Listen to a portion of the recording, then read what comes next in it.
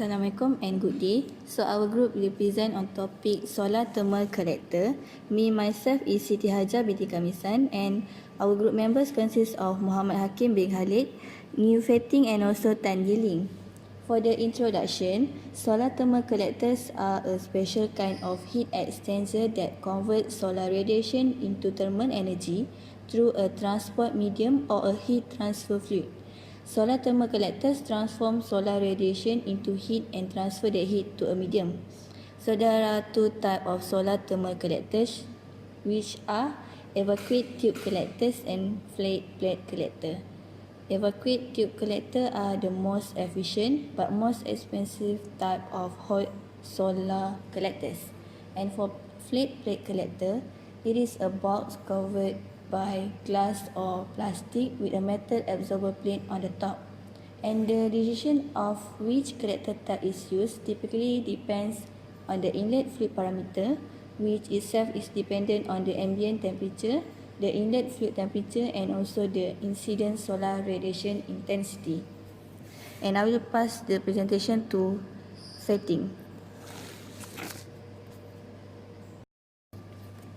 So for the next part is a solar thermal collector heating for water. The first one is a flat plate collectors. The flat plate collectors consist of enclosed absorber plate and transparent cover to transmit the solar energy into the enclosure. The design for the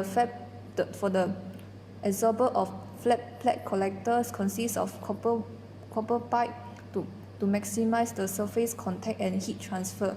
The pipe and the absorber plate used for the flat plate collectors are made from the insulated metals or wooden blocks either in glass or plastic in front to protect the enclosed absorber plate and create an insulating airspace.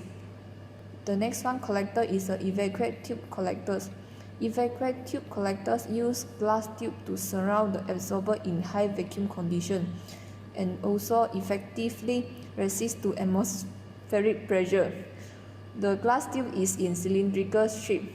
The angle of the sunlight is perpendicular to the heat absorbing tube. This enables the collectors to perform well even when sunlight is low. For the next one is a comparison between the flat plate and evacuate tube collectors. So for the evacuate tube collectors, it is quick heat generation, while for the flat plate is slow generation. For the evacuate tube, the collector efficiency on higher temperature is high, while for the flat plate, the collector efficiency on higher temperature is low. For the next one, the heat loss during the daytime is negligible for the evacuate. The heat loss in the collector and tank during the daytime is high due to convection for the flat plate. For the last one, the heat exchanger is not required for the evacuate tube collector. The heat exchanger required for the flat plate collector. Now the next part I will pass to Yi Ling. The parabolic trough systems use curved parabolic shaped reflectors to concentrate sunlight on a liquid-filled tube using mirror coating. Parabolic reflectors are mounted on tracking systems to follow the sun in order to achieve their maximum thermal efficiency of 60 to 80%. The concentrated solar rays intensity heats the liquid medium to about 400 degrees. Usually, the trough is aligned on a north-south axis and rotated to track the sun every day as it moves across the sky. Instead, the trough can be positioned on an east-west axis. It decreases the collector's overall efficiency as the sunlight hits the collector at an angle, but only needs the trough to be aligned with the seasonal change, eliminating the need to monitor models. A parabolic dish reflector is a point-focused collector that concentrates solar energy on a receiver at the focal point of the dish by tracking the sun in two axes. The sun must be completely tracked by the dish structure to reflect the beam in the thermal receiver. The solar radiant energy is absorbed by the receiver and converted into thermal energy in a circulating fluid.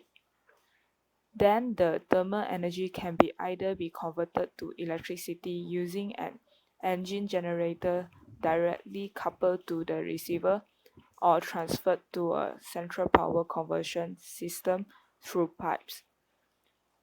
Parabolic dish system can reach temperatures above 1500 degrees. Because the receivers are distributed as parabolic troughs throughout a collector area, parabolic dishes are often referred to as distributed receiver system.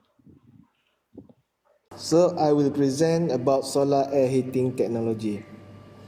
Solar air heating is a solar thermal technology where the sun's energy is absorbed by an absorbing medium and used for heating air.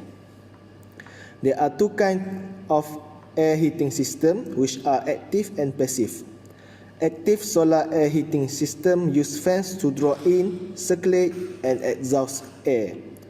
Meanwhile, passive solar collection can be as simple as following sunlight into a heated space through south-facing windows.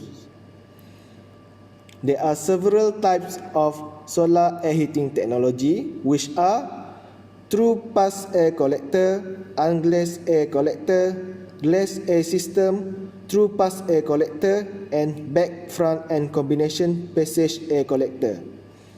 The application of solar air heating technology: first, space heating applications, process heat applications, night cooling application, and ventilation application. There are several advantages and disadvantages of this technology. The advantages of this technology: first, helps to slow or stop global warming. Second, provides energy reliability, provides energy security, and provides energy independence. The disadvantages of this system: first, high cost, consume a lot of water, produce negative impact to the desert wildlife, limited location and size limitations, long gestation time leading to cost overruns. For the conclusion part, I'll pass to Hajar. Last but not least, in conclusion, a solar thermal collector collects heat by absorbing sunlight. The term solar collector commonly refers to a device for solar hot water heating. Solar thermal collectors are either non-concentrating or concentrating. In non-concentrating collectors, the aperture area is roughly the same as the absorber area. This type has no extra part except the collector itself. Concentrating collectors have a much bigger aperture than absorber area, additional mirror focus sunlight on the absorber, and only harvest the direct component of sunlight. And with that, that's all from us. Thank you.